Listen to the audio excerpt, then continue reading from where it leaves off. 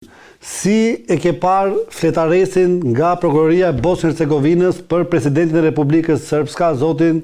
Dodik, dhe gjithashtu bëhet fjalë dhe për 2 zyrtarë të tjerë të lartë, të cilët e kanë shpërfillur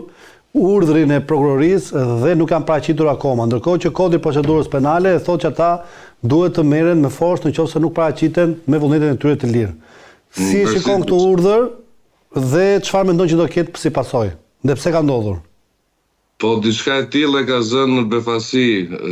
Bosnjën, po themi duke marrë parasysh kompleksitetin e atij shteti që funksionon me 3 entitete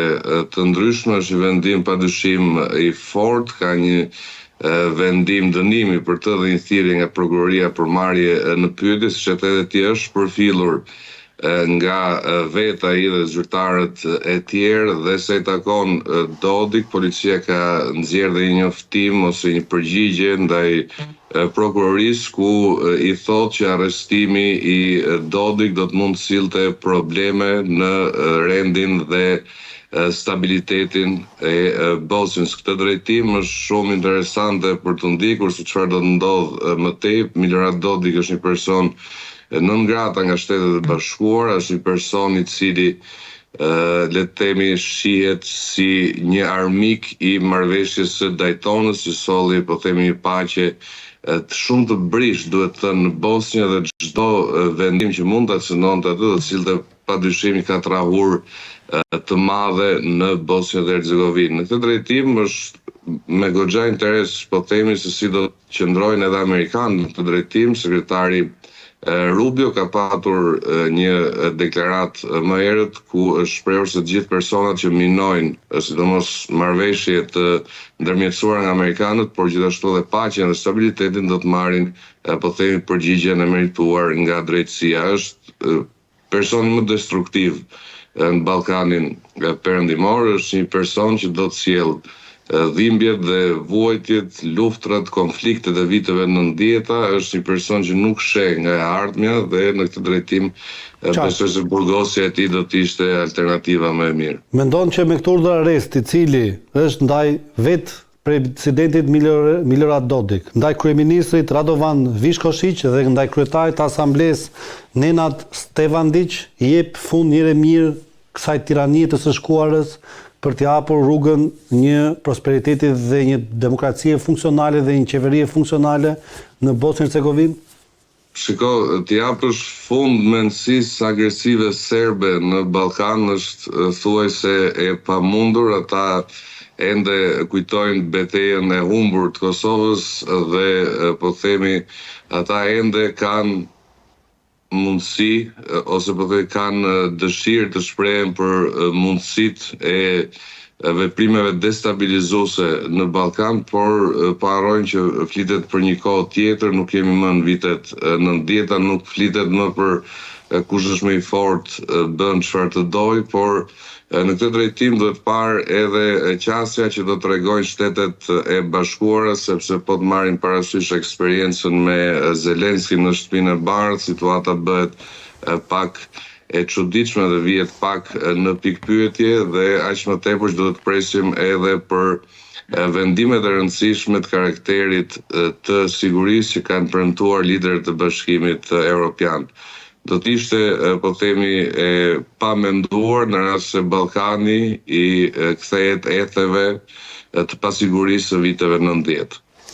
Si lexon vizitën e Donald Trump Jr. në Serbi dhe takimin e tij me presidentin Aleksandar Vučić, në një kohë në cilën qëndrimi amerikan në raport me Ballkanin nuk është bërë i qartë, dhe sidomos në vrazhdën e protestave masive të cilat po ndodhin në Serbi? Marsit, që t'jemi të sinqert, vizita e Don Juniorit në Serbi është padyshim një humbje e diplomacisë ose lobimit tonë. Duket që ka një, po themi, përpjekje për ta sjellë më afër Serbisë, padyshim duhet të ketë patur një përpjekje nga lobistët, sepse nuk u zgjuaj një ditë bukur e tha do të vizitoj Beogradin, ishte një takim i mirëmenduar, u fol për goxha gjëra, mbati u mbajt edhe një si thuaç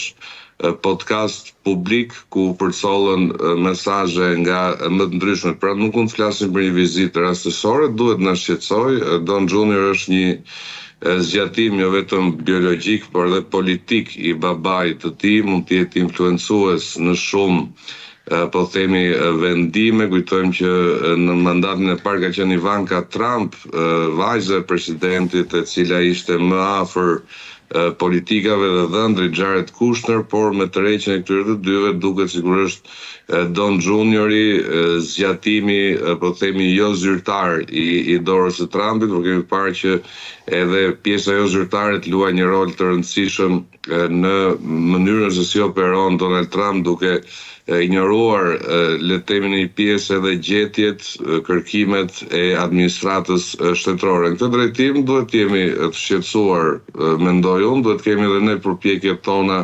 për të mos e humbur po themi këtë garën në rivalitetin për të patur një raport të mirë me Shtetet Bashkuara, dhe sigurisht i kërkon një përpjekje më të koordinuar edhe shtetërore, edhe të faktorëve shqiptar në Amerikë, pra shtetasit shqiptar që kanë ndihmuar përmes lobimeve për çështje të ndryshme, përfshirë këtu edhe çlirimin e Kosovës. Kujtojmë që në vitet 90 lobi shqiptar ka patur një rol goxha të rëndësishëm dhe për ta konkluduar mendoj se është shqetësuese, nuk duhet parë thjesht një vizitë private. Unë pasi shqetësuese Gjoj pjesën ku gjatë zhvillimit të një bisede, një podcast midis Aleksandar Vučić dhe Donald Trump Jr., Kosova, pra territori i Republikës Kosovës, pasqyrohej si pjesë e territorit të shtetit serb. Dhe ky është një detaj që ka kaluar, le të themi, pa u trajtuar gjërësisht, sidomos tu në mediat tona dhe në mediat kosovare. Pse mendojnë që ka ndodhur kjo simbolik dhe çfarë fshihet pasaj? Marsi dhe shumë e thjesht, sepse Serbia atë hartë njeh në optikën e saj. Fakti që delde Don Junior aty nuk është se ndryshon diçka, është, po themi, nuk besoj se ka një problem kaq të madh me një hartë, ose sepse në media zakonisht fryhen disa detaje edhe më shumë se ç'duhet. Harta e Ballkanit ka probleme të caktuara, për shembull edhe në aplikacionet të hartave dhe të navigimit me makinë, shpeshherë Kosova mund të ketë qenë dhe atashuar me Serbinë ose me vija të ndërprera për të treguar në një farforme që statusi i saj është deri diku i papërcaktuar. Megjithatë, kemi të bëjmë me këto dy qëndrime se i takon një realiteti që është Kosova. Ne duhet të mbështesim, po themi, politikat që shfaqin hartën që na jep Kosovën në hartë, sepse ashtu është edhe gjendja faktike në terren, por Serbia edhe në tekstet shkollore, edhe në materialet zyrtare, Kosovën e paraqet si të integruar me të. Fakti që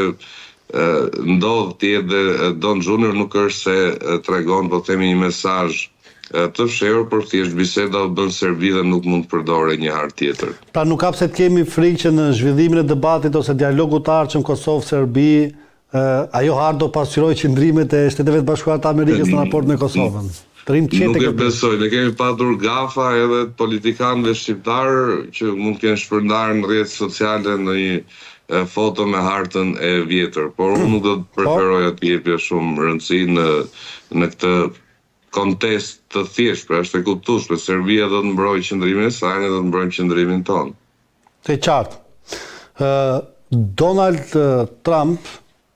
Jr. sulmoi Bill Clintonin në qëndrimin e tij në Serbi në mënyrë indirekte, pasi e cilësoi Kosovën si produkt i sekset. Dhe ai tha që krijimi i shtetit Kosovës dhe lufta që u bë